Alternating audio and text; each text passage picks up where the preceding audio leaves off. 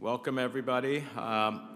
First, I want to thank Senator Risch for working with us to get to this point so that we can consider the nomination of the U.S. Ambassador to the United Nations, Linda Thomas-Greenfield, and I appreciate his work with us in this regard, and I look forward to working with him in common cause in the bipartisan tradition that the committee has had for a very long time. Let me welcome four new members to the committee, Senator Schatz and Senator Van Hollen. We look forward to your participation and insights and experience, and Senator Booker is extremely thrilled that you have been added to the committee, so he's not at the end of the roster. And let me also welcome Senator Rounds and Senator Haggerty, who served our country in Japan. We appreciate you bringing your experiences and expertise to the committee as well, and we look forward to working with you. I want to first recognize Chairman Risch for his stewardship of the committee during the last Congress, and I look forward to an opportunity in the near future to discuss our priorities for the 117th Congress and to hear yours. And today I will simply know how honored I am to once again have the opportunity to have the gavel as the chairman. Today we will consider the nomination of Ambassador Linda Thomas-Greenfield to be the U.S. representative to the United Nations and to the Security Council and General Assembly of the UN.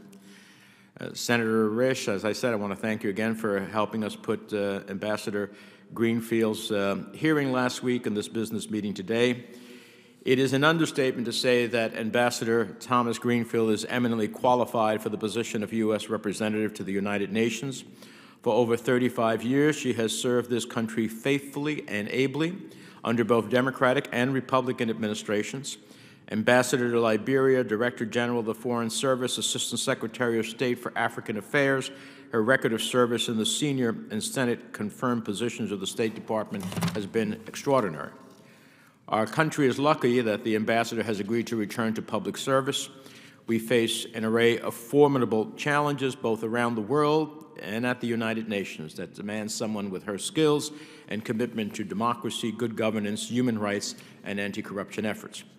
Let me briefly address the issue of the ambassador's speech to Savannah State University, which was the focus of much questioning last week. She was invited by the oldest historical black college and university in Georgia, a college with which she had a long-standing relationship. She accepted because of her commitment to diversity, a subject that has long been close to my own heart and that I pressed her on when she was the Director General. We heard important remarks from our colleague, Senator Booker, one of only 11 African-American senators in our nation's history, about the importance of HBCUs in producing African-American leaders.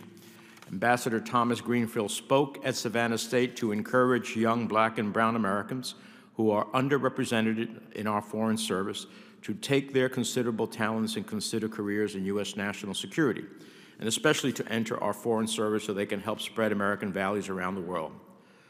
While she acknowledged regret over the speech, particularly given the involvement of the Confucius Institute, Ambassador Thomas-Greenfield has a long history of expressed opposition to China's use of debt trap tactics in Africa and elsewhere, and his increasingly malign presence in world governance bodies. She has also spoken plainly about China's authoritarian ambitions and open hostility to universal human rights and democratic values, and has committed to confronting them every step of the way, including at the United Nations. Last week, I went over some examples from her storied career as it relates to China specifically, and entered a long list into the record, leaving no question where she stands.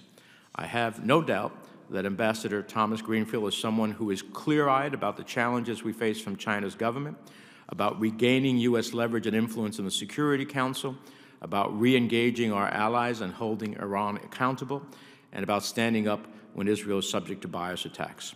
And I have no doubt that upon confirmation, she will skillfully and forcefully represent the United States. She has my full support, and I urge my colleagues to support her nomination. With that, let me recognize the distinguished ranking member for his comments, Senator Risch. Thank